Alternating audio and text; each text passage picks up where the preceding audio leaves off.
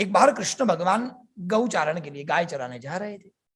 जाते जाते एक गोपी आई बीच में, तो गोपी को कहा रुक, तेरे मटके में जो मक्खन है मुझे खिलाओ। भगवान ने कहा ठीक है, मक्खन उतारा और प्रभु खाने लगे मक्खन। मक्खन भर पेट खाया। बोले अब छाछ पीनी है। गोपी ने कहा छाछ तो नहीं है प्रभु, मगर छाछ मुझे चाहिए।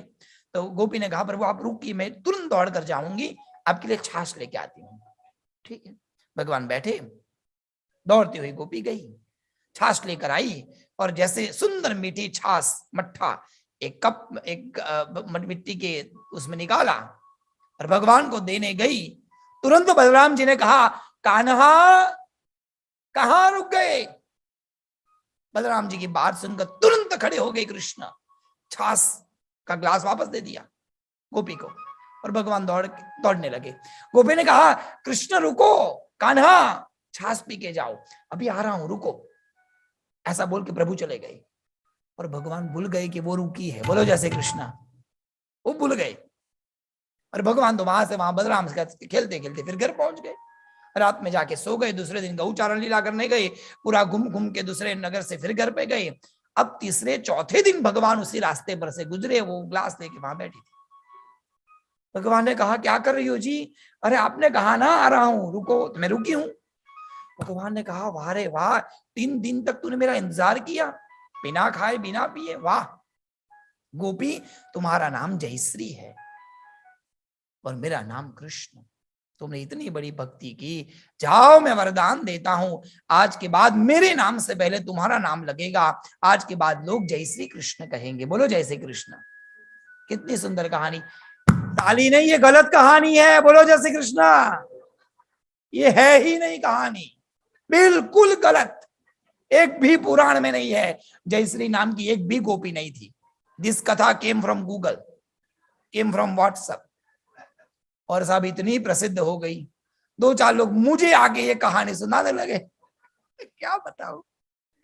गुंजा की माला, लाल रंग होता है, थोड़ा काला होता है, थोड़ा सफेद होता है।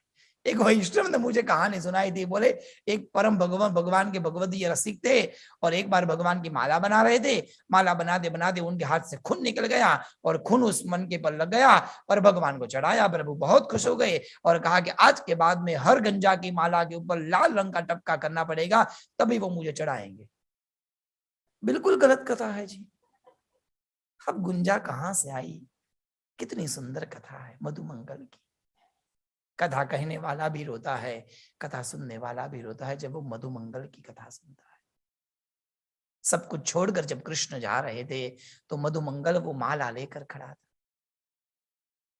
कृष्ण जा रहे हो, ये माला का क्या जो कल तुमने मुझे वापस लौटा दी। जो कृष्ण किसी के आगे नहीं रोए थे वो मधुमंगल के आगे रोए, और कहा मधुमंगल सब लोग अपने सुख के विचार करते हैं, मैं गोकुल छोड़ के जा रहा हूं, क्या मुझे दुख नहीं है? क्या मां को छोड़कर जाना मुझे अच्छा लगता है? मैं मेरी राधा को छोड़कर जा रहा हूं। मैंने मक्खन छोड़ दिया, आज के बाद कभी मक्खन नहीं खाऊंगा। मैंने गाय को छोड़ दिया, आज के बाद कभी गाय के ऊपर हाथ नहीं रखूंगा। मैंने मेरी बंसी छोड़ दी, आज के बाद कभी बंसी का नाद नहीं करूंगा। और तुम हिसाब मांग रहे हो? रखो अपना हिसाब अपने पास मधुमंगल। ये माला आज से तुम्हारी, तुम्हारी दोस्ती तुमको वापस। इतना बोलकर कृष्ण चले गए, और गुंजानी माला हमारी रही गई गोकुल मां। 100 साल तक वो अंधा आंख से मधुमंगल माला लेकर बैठा रहा। 100 साल के बाद में गलती से एक बार आंख पर माला लगाई, एकदम आंख से तेज आया और आंखों से सब दिखने लगा। तब पता चला कृष्ण तूने माला नहीं, तूने तो मुझे आंखों की दृष्टि दी थी। मैं हाथ में पकड़ के बैठा रहा, आंखों में कभी नहीं लगा। अद्भुत कथा है। और उस गुंजा की माला के बिना मेरे ठाकुर का श्रृंगार पूर्ण नहीं होता, क्योंकि वहां ये भक्ति है। क्यों? क्योंकि हर एक तत्व के पीछे एक रहस्य छुपा है। भगवान शिव का इतना अद्भुत तत्व है, वो इन ग्रंथों में संभाल कर सजो कर रखा है। सज्जनों, आपसे निवेदन करता हूं, परमात्मा ने आपको बहुत समृद्धि दी है, शक्ति दी है, बुद्धि दी है, और मुझे इतना पता है अमेरिका में आने वाला थोड़े ज्यादा ही बुद्धिशाली होते हैं। बोलो जय श्री कृष्ण। बिना प्रोडक्ट को देखकर वो लोग कुछ खाते भी नहीं है, पहले पढ़ लेते हैं सब ठीक है ना उसमें। तो कथा में क्यों आप गलती कर देते हैं जी?